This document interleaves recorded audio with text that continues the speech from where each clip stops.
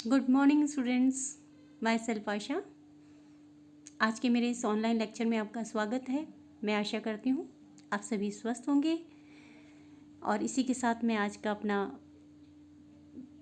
व्याख्यान प्रारंभ करती हूँ। इसके पूर्व के वीडियो में हमने जोखिमों के वर्गीकरण का अध्ययन किया था, क्लासिफिकेशन ऑफ रिस्क।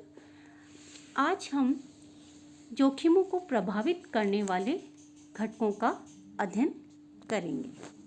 वे कौन कौन से घटक हैं जो जोखिमों को प्रभावित करते हैं, आज हम उनका अध्ययन करेंगे। जोखिमों के अभिगोपन को प्रभावित करने वाले घटक factor affecting underwriting of risk. उसमें है पहला भौतिक संकट या तत्व, फिजिकल हैजार्ड। सेकंड है कार्य संबंधी संकट या तत्व, द ऑक्यूपेशनल हैजार्ड। तीसरा है नैतिक संकट, मॉरल हैजार्ड। फोर्थ है आंतरिक संकट, internal hazards. And last fifth है कानूनी संकट, लीगल हैजार्ड्स। पहला आता है भौतिक संकट या तत्व, इसका आज विस्तृत अध्ययन करेंगे हम। Physical hazards. जोखिम के अभिगोपन को कई ऐसे भौतिक संकट या तत्व प्रभावित करते हैं जो बीमा की विषय वस्तु से जुड़े हुए होते हैं। भौतिक संकट वे हैं जो बीमा की विषय वस्तु के भौतिक लक्षणों, जिसे हम मटेरियल फीचर्स कहते हैं, के कारण उत्पन्न होते हैं। दूसरे शब्दों में ये बीमा की विषय वस्तु के वे मूलभूत लक्षण हैं जो हानि की संभावना उत्पन्न करते हैं या हानि की संभावना को बढ़ाते हैं।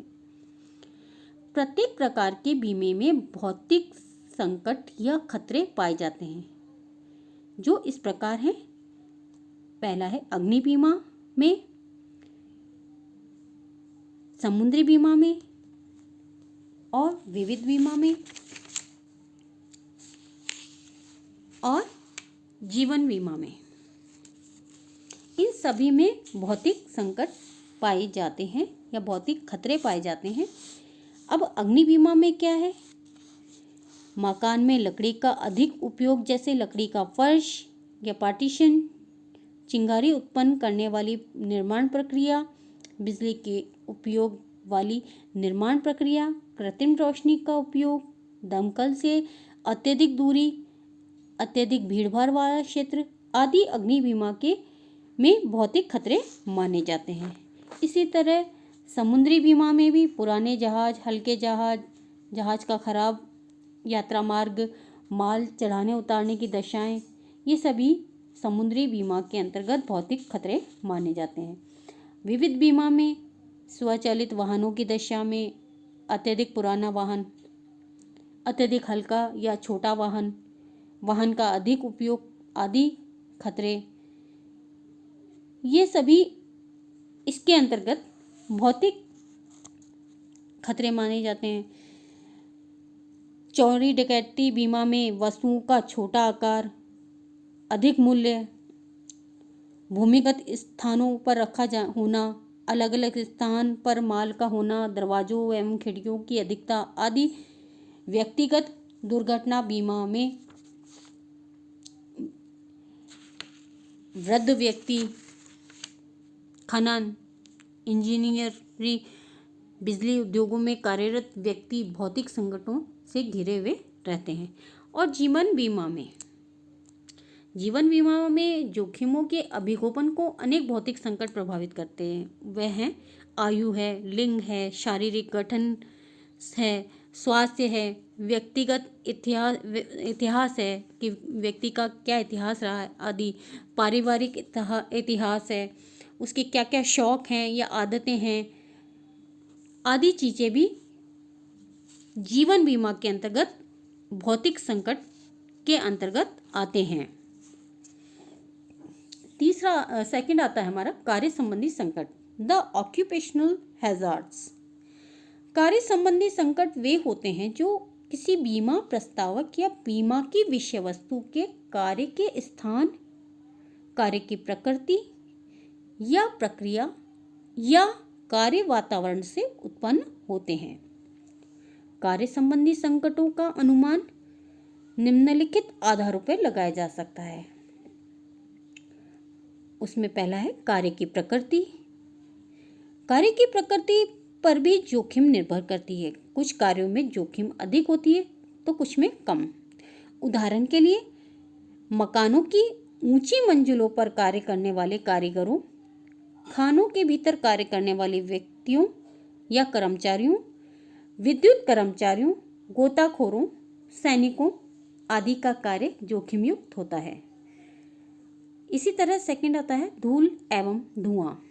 धूल एवं धुआं जहां अधिक होता है वहां पर कार्य करने वाले लोगों के जीवन में जोखिम अधिक होती है।